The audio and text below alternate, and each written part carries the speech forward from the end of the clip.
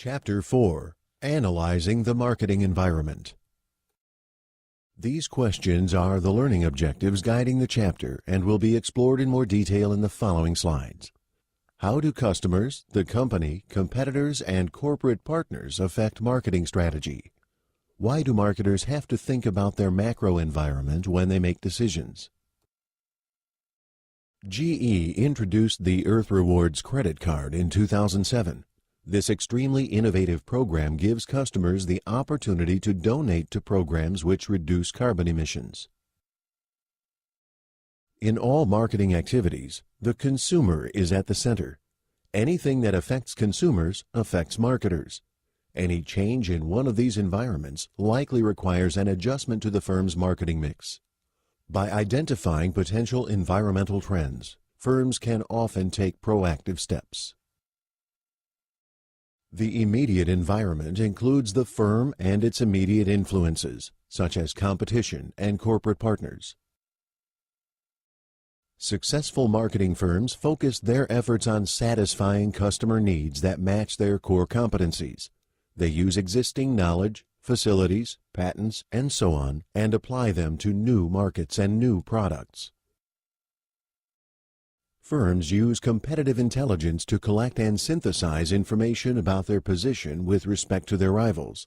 In this way, CI enables companies to anticipate market developments rather than merely react to them. In the textbook, we learn about Gillette filing for patent infringement against Schick very quickly after the Quattro's release. This quick filing leads one to believe that Gillette knew about the launch. Firms must work together to create a seamless system that delivers goods and services to customers when and where they want them. Firms accomplish this by aligning with competitors and suppliers and utilizing just-in-time delivery systems. Now check yourself. 1. What are the components of the immediate environment? The company's capabilities, competitors, and competitive intelligence, and the company's corporate partners.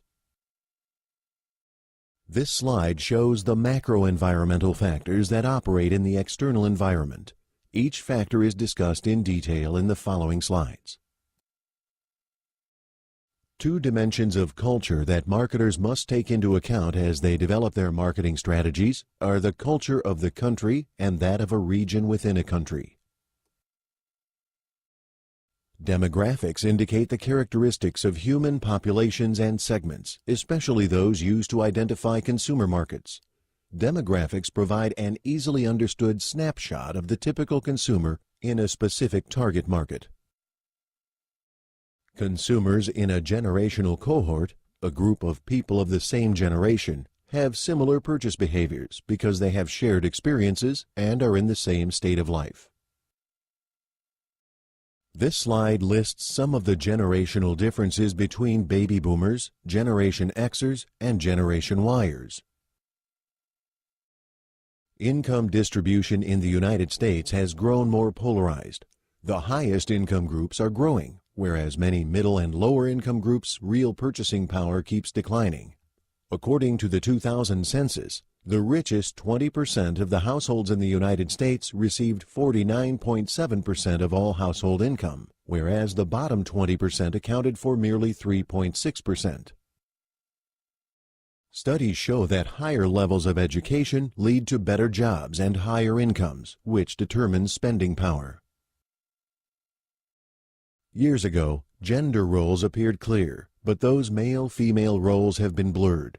This shift in attitude and behavior affects the way many firms design and promote their products and services. By 2050, minorities will represent 50% of the population. Many marketers already have adjusted their marketing mix to meet the needs of ethnically diverse segments better. Various social trends appear to be shaping consumer values in the United States and around the world, including greener consumers, privacy concerns, and time-poor society. Green consumers purchase products based on issues beyond the tangible product. These issues can include a variety of social causes, such as environmental awareness, protection of animals, HIV/AIDS awareness and prevention, and so on. Consumers who purchase these products do so to support these causes. The Center for Science and the Public Interest, CSPI, has proposed guidelines for responsible food marketing to children, outlining a variety of changes to advertising directed at children. The CSPI notes that children are highly impressionable, and most food advertising to these young consumers touts high-calorie, low-nutrition products associated in advertising with various toys, cartoons, and celebrities. In recent years, firms have had to inform consumers of the steps they take to protect their privacy and protect them from identity theft. The government also has instituted new rules for privacy protection, such as do not call and do not email lists.